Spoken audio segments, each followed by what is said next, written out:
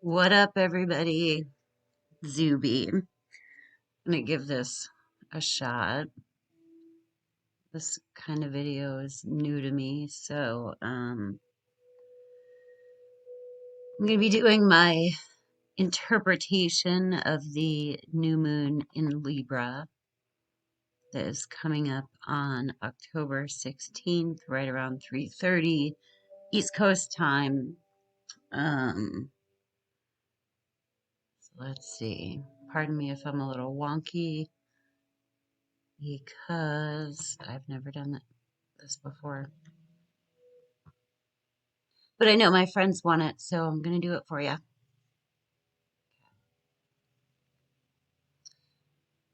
All right, so here we have the chart for the new moon. Seems to me like it's going to be rather intense. All right, so right here we have the moon and the sun in Libra. Imagine the earth is right here. And so this is why it is a new moon and we can't see it. New moons are good for setting intentions, starting a new project, letting go of things, manifesting, all sorts of stuff like that. But right here we have the moon. Okay. Now, this new moon is in Libra and it is in opposition to Mars in Aries. Mars happens to be retrograding right now.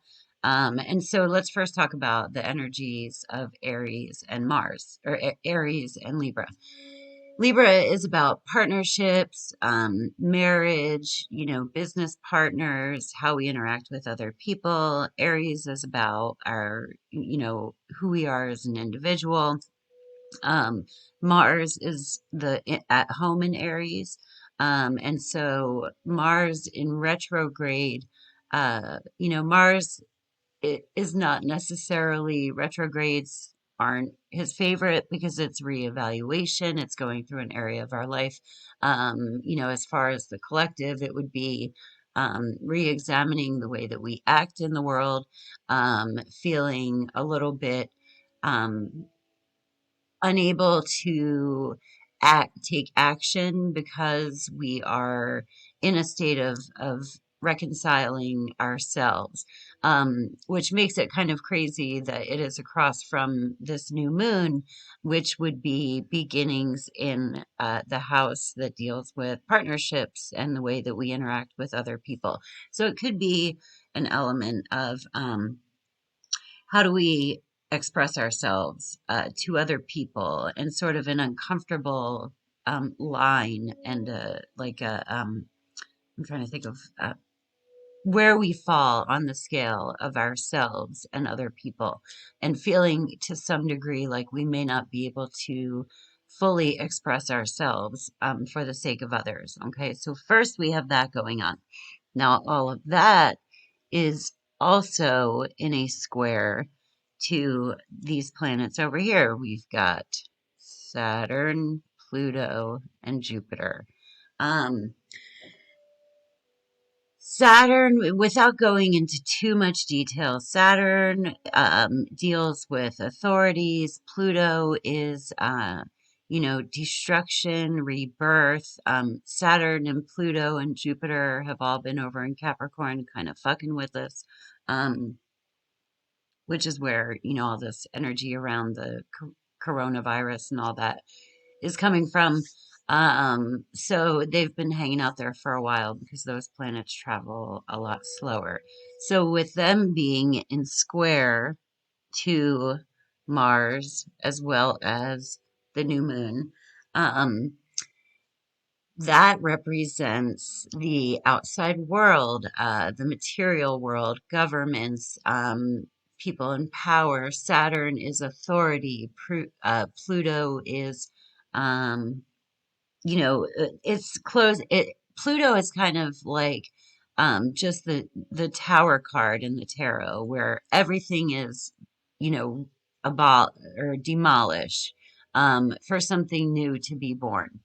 And that is in, the world that's around us, the 3D material world. So there's that. Additionally, we have over here in Virgo, we have Venus. So Venus in Virgo, Virgo is very practical. It's our day-to-day lives. It's our routines. Venus is a planet that is very particular and likes to make things organized, and make them pleasant and have peace and harmony. And that is in opposition to Neptune, which is over here in Pisces. Pisces and Neptune are about, subconscious, the collective, otherworldly things, dreams, the imagination. It can also be escapism, drugs, alcohol, stuff like that.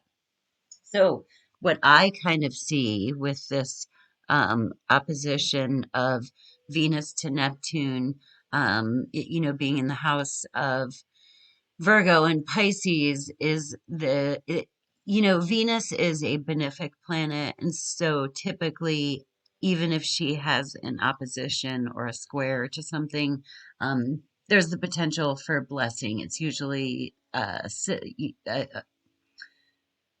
better feeling experience than, say, Mars or Saturn, which are malefics. But you know what I kind of see possible here is wanting to make our day-to-day experience, our habits, our schedules, pleasant, and that being a very good possibility, maybe having something to overcome to get there, or a way of reorganizing things that makes it possible for us to make our day-to-day experience more spiritual, more attuned to life being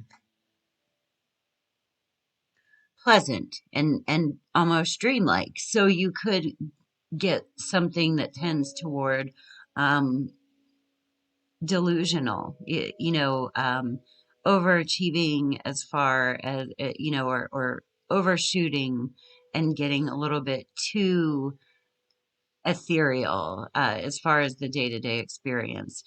So it's a bit of the opposition is a little bit nuanced. It could also be with all of the other planets around here that are playing their little ping pong game. It could almost be as though we can easily be misled into thinking something is like the perfect solution by an authority figure. Um, we also have over here, we have Mercury in Scorpio. Mercury is in retrograde. Um, Mercury in Scorpio Mercury is about information, research, conversations, communication. So in Scorpio, Scorpio can house secrets. So it's like we are researching through our shadow selves as a collective and individually. And this is in opposition to Uranus in Taurus right here. Um, Uranus in Taurus, that's about finances and, how we feel comfortable, our physical material comfort, the money that we make. And so Scorpio, or the Mercury going through Scorpio, is kind of researching hidden information about debts, um, money that is owed to people, money that one is owed from other people. It can also be taxes, sex, anything kind of dark and mysterious. And then Uranus is the planet of drastic change. It's kind of like earthquake energy whenever Uranus is doing big things in the sky. But so it's like lightning or drastic or sudden change. So we have these opposition, basically three oppositions going on, and the two squares with all of this energy over here in Capricorn. Um, as far as a collective, and the way that I do astrology is that I kind of get intuitive hits, and so I see this as there being a potential for um, misleading information. There could be shocking revelations.